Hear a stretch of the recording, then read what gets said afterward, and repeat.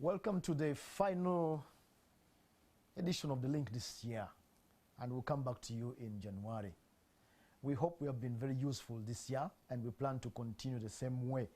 We want to end on a money note in this December, and we're going to talk about checks. My guest tonight is Mr. Andrew Kawede, Deputy Director, National Payment Systems Secretariat Department in the Bank of Uganda. Mr. Kawede, welcome. Thank you, Samuel. I know that come January, mid-January, you can give me the date. Something is going to change about these things called checks, these papers that we use to get money from the bank. Tell us, appraise us of what's going to happen this January as far as using of checks in a bank are concerned. Thank you, Samuel, and thank you for inviting us to be part of the link tonight. Yes, you're right. Come 15th January 2022, the limits for checks are going to reduce. Okay. And I need to be very clear that these limits do not apply to over-the-counter withdrawals. What does that mean? An over-the-counter withdrawal is the case where you go to your bank with your check and cash it at the counter. So you write your check in your bank, exactly. So this does not apply to checks that are cashed over the counter. Okay. Neither does it apply to checks where the issuer and the recipient hold accounts in the same bank. Okay. So if I pay you and we both hold accounts in the same bank, this new policy limit does not apply to those checks. Okay. So if, on the other hand, you issue a check to somebody and the two of you bank with different institutions, then the limits are going to apply. Okay. Yes. So Bank of Uganda, effective 15th January 2022, is rolling out new limits for the checks that go through that, technically what we call clearing house. Okay. These are checks that come from one bank to another. The Uganda shilling checks will be set at a limit of 10 million, down from 20. United States dollar checks will come down from $5,500 to $2,750. The pounds are coming down from 4,500 to 2,250. Pounds. And the euros are also being cut into half. So are the Kenya shillings that are coming down from 600,000 to 300,000. So that is the new policy limit, effective 15th January 2022. All those decisions like that, cutting down the limits, have justification. Absolutely. I'm sure the viewers are saying that why. Please explain why you are bringing down the limits for interbank checks. The principal reason why this is being done is to promote electronic payments. Bank of Uganda, is prioritizing electronic payments. Sure. And indeed, we have worked with the private sector. We've worked with banks. We've worked with mobile money operators. We've worked with key private sector partners and come up with a national e-payment strategy. Okay. So these initiatives are aiming at promoting electronic payments under that national payment strategy. But that said, it's also in line with the bank's own mission and our digitalization agenda. Our mission is to foster price stability and a sound financial system. And the promotion of e-payments is core or is critical to that mission. So the idea is to promote electronic payments, and indeed, when we look at our numbers, we look at statistics we have, electronic payments such as electronic funds transfers have significantly been growing. Okay. And we have also seen significant reduction in check payments. If I take the quarter ending September, for example, checks accounted for just about 10% of the transaction values. All right. Through the That's interesting. Through the payment systems. So we see significant increase in adoption of e-payments, and we are sort of giving this a push to increase the adoption further. Okay. Mobile money is the other. we have seen significant growth in mobile money over the years.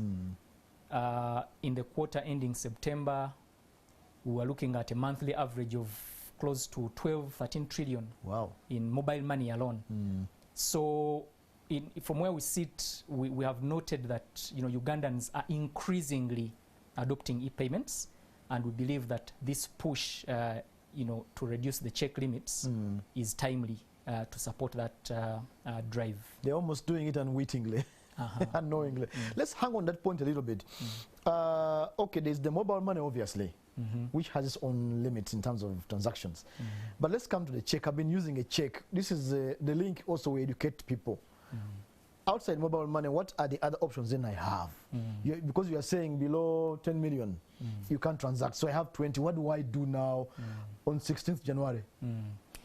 On 16th January, you don't even have to wait for 16th January. Right now, today, tomorrow, if you're making a payment, there are several other payment options that you do have. The first one is electronic funds transfer. You can send an EFT. That's the short form you find in the banking circles. You can send an EFT. An EFT will clear, in less than 24 hours. It's like an instruction. You just give an instruction to your bank, pay so and so. This is his account number. This is his bank. These are his details. And you pay maybe 3,000. The numbers indicate that the sector as a whole, the cost of an EFT ranges from maybe 2,500 to about 7,000. So the average could be about 5,000 for the market. But that's one of the options. You can do what we call an RTGS, real-time gross settlement. Just to bother me, that RTGS. Go ahead. So the RTGS is even much more faster because within 30 minutes or an hour maximum, you should be able to get value for your transfer. So you go into your bank, ask them to send an RTGS, give them the account details, and within a maximum of an hour, the recipient should have received value. We have got several other options. Of course, mobile money is a flagship product. Definitely. Especially on the retail payments, the low-value payments. It's a very, very popular payment avenue. I've given you a hint about the statistics, but I can also tell you that as of September, about 32.5 million Ugandans were registered on mobile money. And 67% of those are active. So it is very highly popular, and it is one of the options available. But you can also instruct your bank to do direct debits. You instruct your bank that on a scheduled date, they can debit your account and send money to a beneficiary. Now, people might be scared, Mr. Kawera, and say, maybe into those things, they require that I know internet, what.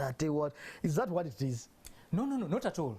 Actually, none of these requires the internet. None of them requires the internet.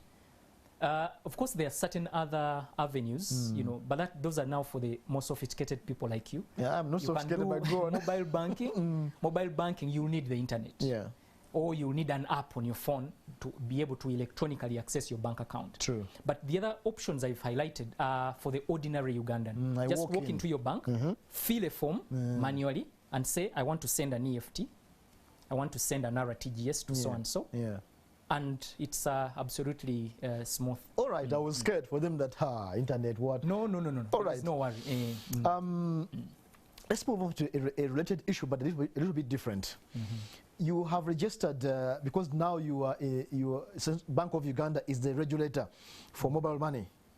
You have registered MTN Mobile Money and Airtel Mobile Money as operators in the National Payments under National Payment System law. But there are other people you have registered. Who are these, and tell us what do they have to do with us, knowing that you have licensed them? Thank you, Samuel. The National Payment Systems Act empowered Bank of Uganda to license payment service providers and payment system operators. And indeed, the two companies you've cited have received licenses from Bank of Uganda. However, there are several other entities. As of today, we've issued 11 licenses to institutions. Including the two? Including the two you mentioned. That means an extra 9? Yes, an extra 9 institutions have been licensed. What have these got to do with you? These entities are delivering payment services in two broad categories. Very briefly. The first category is the case for e-money.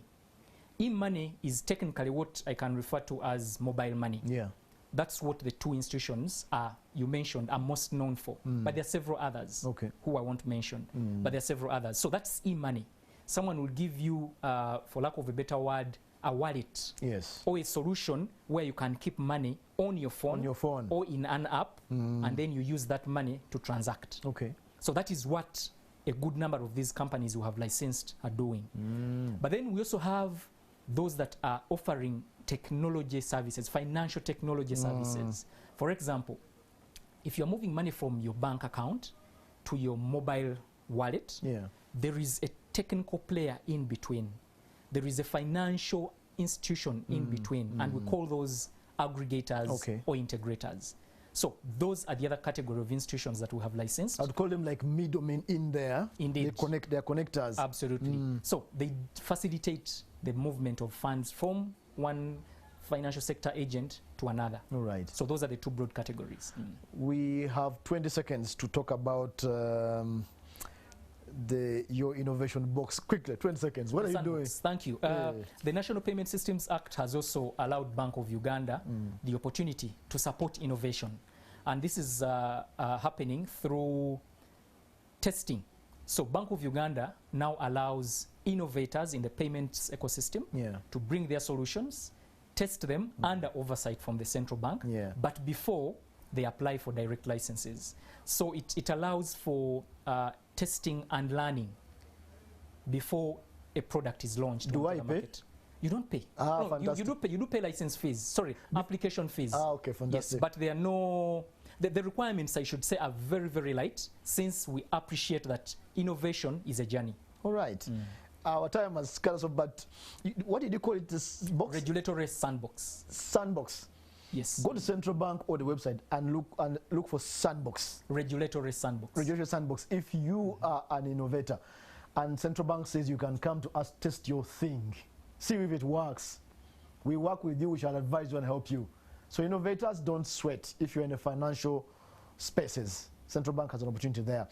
As for checks, watch January 15th. Anything below 10 million, interbank, it won't be allowed.